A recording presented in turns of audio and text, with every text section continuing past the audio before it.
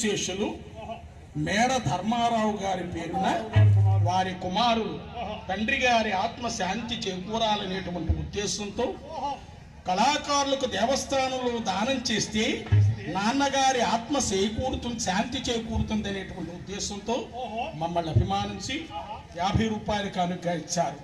భగవంతుని యొక్క దివ్య సన్నిధిలో చేసిన ఈ దానానికి మహత్తరమైనటువంటి పుణ్యాన్ని భగవంతుడు వారికి కలగజేయుగాక. అయితే నాయన ఉత్తరాభిమన్యుల యొక్క కళ్యాణం రంగరంగ వైభవంగా జరిగింది. వారిని పట్టపుటేనుగుపై ఊరేగించారు. ఇలాగా ఆనందభరితంగా వారి సంసార జీవితం సాగిస్తుంది. ఇది ఉత్తరాభిమన్యుల యొక్క కళ్యాణ చరిత్ర బుర్ర కథ.